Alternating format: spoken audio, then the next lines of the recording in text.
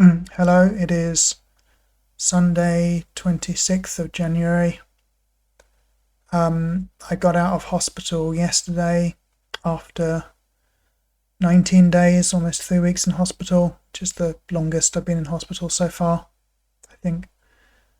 So I'll just kind of tell the story of what happened. So it started on Monday's the 6th, on Sunday night I had kind of a bad night, felt pretty rough. And in the morning I was shivering uncontrollably, like my teeth chattering and stuff. So going into shock.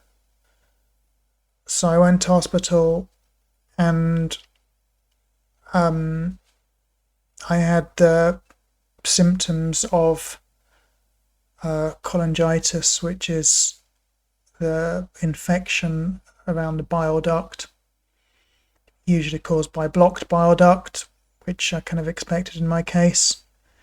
So I had the CT scan and blood test and chest x-ray, and on Monday evening I had surgery to take out the plastic stent in my bile duct and put in a longer one, because the CT scans recently have shown that the bile duct was getting narrow above the stent, where new cancer has kind of grown in that area. And I started antibiotics to treat the cholangitis as well. So then I had a blood test every few days, and after a week I wasn't getting any better, and the level of bilirubin wasn't going down. So kind of implying that the bile duct is still blocked. So I then had the same surgery again. I think that was Monday the 13th.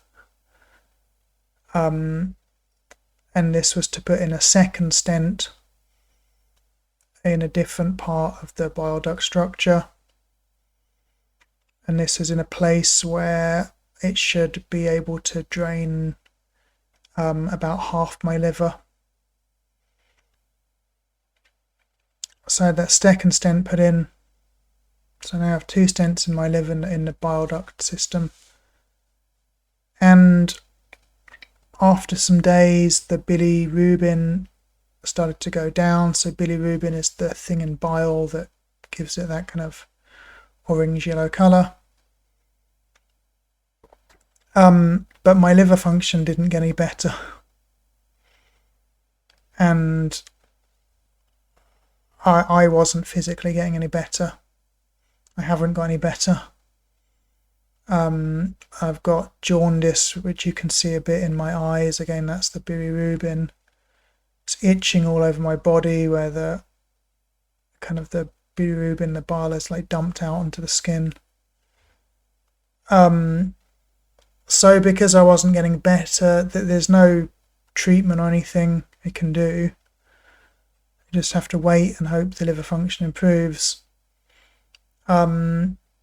Generally, if you had a blocked bile duct and cholangitis and you put in a stent, you're going to get better within a few days. Of 3, 4, 5 days, liver should be back to normal. Mine is getting worse. But there's nothing you can do. There's no treatment or anything. As long as the liver is draining well, which mine is, we know it's draining well because the bilirubin number's coming down. So the bile is kind of flowing through the bile duct system. But my liver is not getting any better. The liver enzymes are still 3 times higher than they should be or something. So it's decided to release me, so I came out of hospital yesterday. the 3 weeks in hospital were extremely tough. Very sick because of the liver failure, but also I couldn't sleep at the hospital because of pain and kind of continuous pain, but also the hospital's very noisy. It's very bright at night time with the lights on in the ward. So yeah, like kind of 3 weeks of exhaustion, not being able to eat. So I lost 5 kilograms over the 3 weeks, which is scary and dangerous. So I have to try and put that weight back on, maybe a kilogram a week. I have no idea how I'm going to do that because I still don't have a lot of appetite. Well, but I have to somehow get the weight back on, or I'm not going to have any chance at all. Losing weight causes immune suppression, I think, so it's really important that I get the weight back on. And of course, in the hospital, I was just kind of wasting away, only eating a few hundred calories a day, probably 300 or 400 calories a day average, maybe 500 or 600 on a really good day. There was a COVID cases on the ward, so the ward was in lockdown, so I couldn't have visitors for the first couple of weeks. And after that, only family allowed to visit. Nowhere to walk around, really, just up and down one corridor. So yeah, very tough few weeks.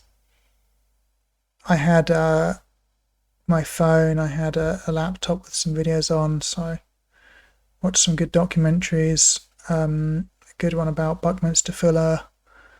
I watched the documentary about WeWork and why it kind of collapsed.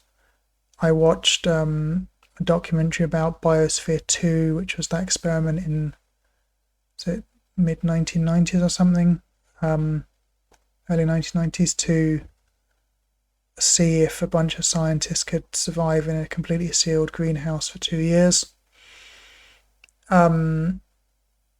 Various other documentaries I watched some films, some which were good, some that were not good. Yeah, so and yeah, I posted on Facebook a bit, so thank you so much for the kind messages, and particularly thank you so much for the donations that I can now use to get some immunotherapy. I'm in a really, really bad position, basically, because I can't have chemotherapy until my liver improves. All I can do for the liver is wait, eat as much as I can. When I've put on a little bit of weight, I can start doing some exercise. But during all that time, the cancer's still growing and spreading because I'm not having any treatment. The only treatment I can have is the immunotherapy, because the immunotherapy is white blood cells grown from my own white blood cells. There's no requirement of like kidney function, liver function, that kind of thing. So I can have it even being very sick. So I'm going to have that as soon as possible. It takes a few weeks to prepare the cells, but the effect is not going to be huge because it works much better with kind of just after chemotherapy or just after radiotherapy. Radiotherapy is an option, but because I'd need to treat the tumours in my liver and the lymph nodes around it,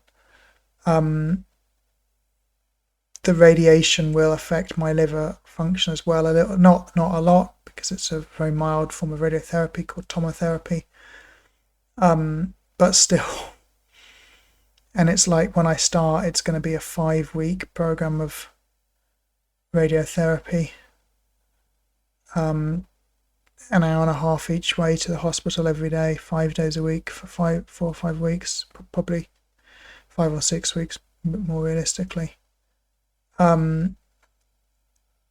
So I can't really start that until I'm a bit better. So all of this stuff takes time, and I don't have the time because the cancer's growing and spreading. Immunotherapy clinic have another plan, which is to do the immunotherapy along with a molecular targeted therapy called cetuximab or Erbitux. That's not a chemo, so you can do it even with a bad liver and bad kidney function, or at least moderately bad liver function, kidney function. However, it's an extremely toxic drug. I've had it before, and I can't do it again. The immunotherapy clinic is very upset about this. It's hard for the doctor and the head nurse there to understand.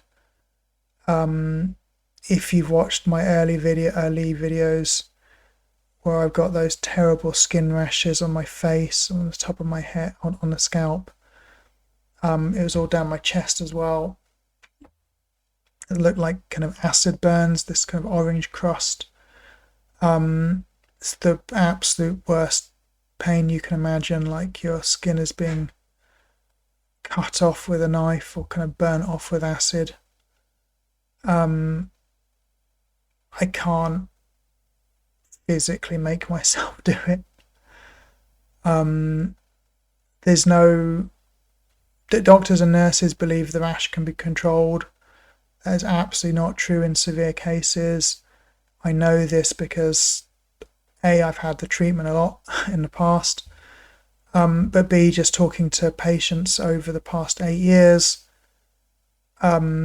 there are lots of ways you can kind of try and reduce the rash, and it seems to work for people with mild cases.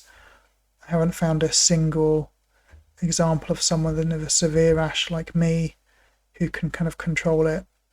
You're meant to be able to take oral antibiotics and then also put on an antibiotic ointment and a steroid ointment and